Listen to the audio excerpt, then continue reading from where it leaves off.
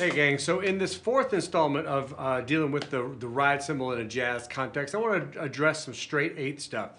A lot of the stuff that we've talked about so far will apply in terms of crashing and all that sort of stuff. So I kind of really wanted to dig in on some techniques, how some of those early techniques we discussed in the first lesson, we shift them slightly or maybe add or subtract them to help our straight eighth stuff. So for starters, the main couple of techniques I think that work well, I can still use the same one I like to use, where I'm still basically throwing mainly from my forearm.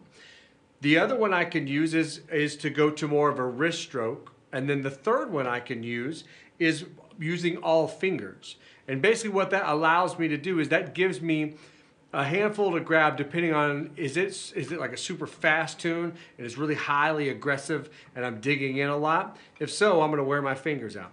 What if it's like super light and kind of crystalline sounding and maybe it's a bass solo? I'm gonna struggle to use a lot of wrist or arm and get a nice, clean, consistent sound. I'm gonna need my fingers for that. So one thing I used to do is practice going between a handful of techniques. So for me, I'm gonna use my stroke, and then I'm gonna use a wrist stroke, and I'm gonna use a finger stroke. And I want you to notice how they all kind of have different sounds and different textures, and I need to be able to kind of weave in and out of all of them as I see fit.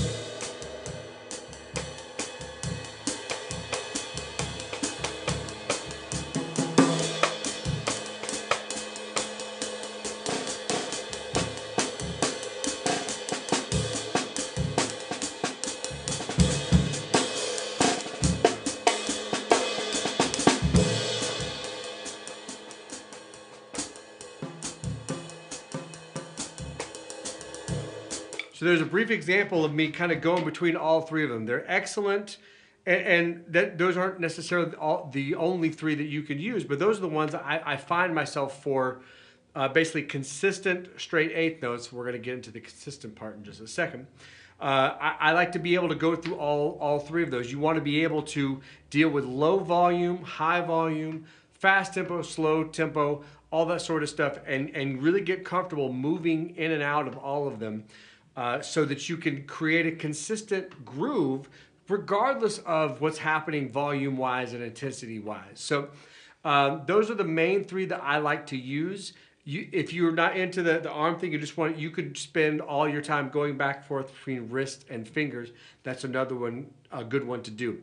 The last thing I want to talk about is a little technique that I like to use that puts a little extra emphasis on the quarter note. For me, the one that I think gets overlooked here that a lot of Brazilian drummers do, they've got several different versions of it, but for me, I like thinking of using more of a down-up technique because it puts a little emphasis on the quarter notes.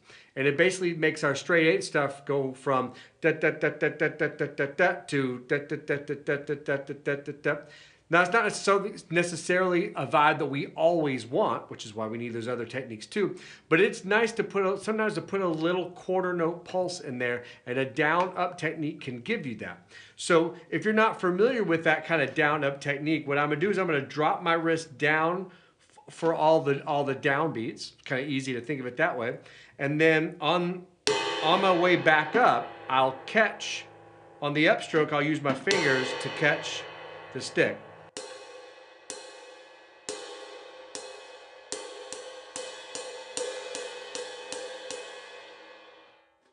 And as it gets faster and faster, that big motion gets smaller and smaller and more efficient.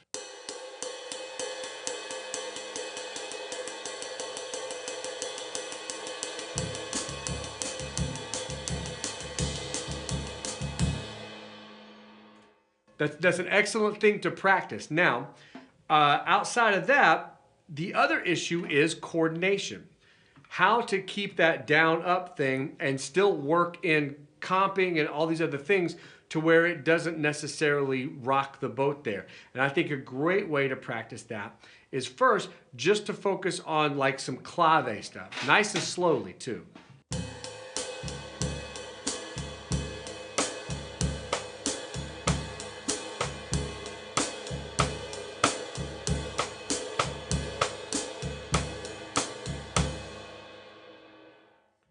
So when I'm doing that, I'm trying to be conscious of every downbeat is going to line up with a downstroke, and every upbeat where I'm going to play the cross stick as my right hand moves up. That's really the issue. Can I play downbeats are fairly easy.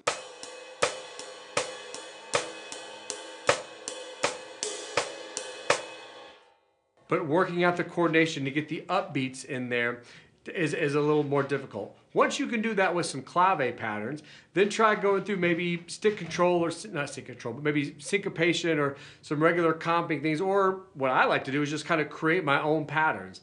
All still, I'm thinking quarter notes and eighth notes at first. So.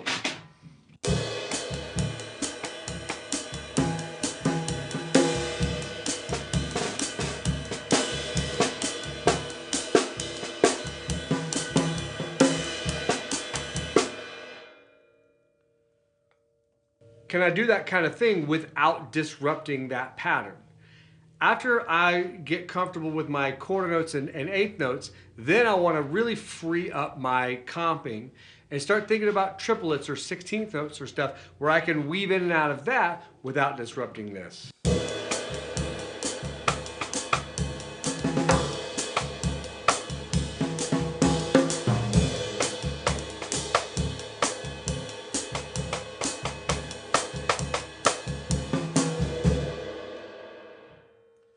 I think marching through that progression is important. Get the down up stroke together, then it's real simple upbeats and downbeats. Allow your brain time to kind of solve that little riddle.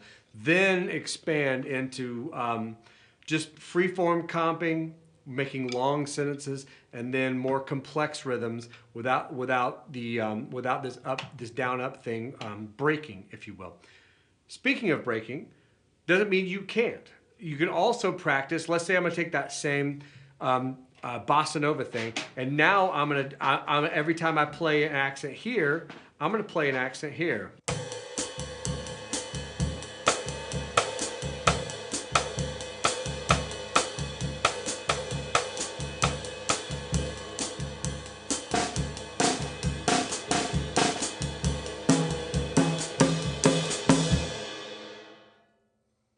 I want to get comfortable doing both of those things so I can use the accent and the ride cymbal to enhance my comping, and other times I may elect to not want to break the smoothness in the pattern to comp something. So I want to get comfortable doing both of those things. And of course you can always break that up. I'm playing completely consecutive eighth notes, but of course you can break all that up.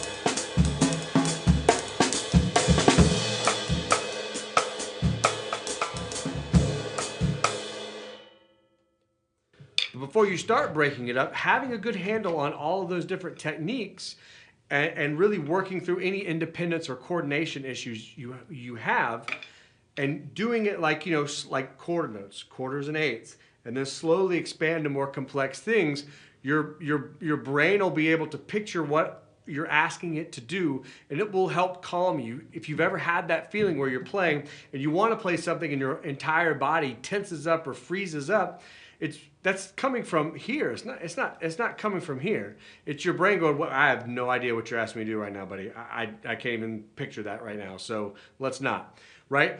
Work through that in the practice room so that you can play these straight eight things and be able to get busy, like busy comping wise, and be able to move in and out of these little hand patterns while feeling completely comfortable and centered here. All the stuff we talked about with swing patterns, creating techniques and stuff that allow you to stay centered.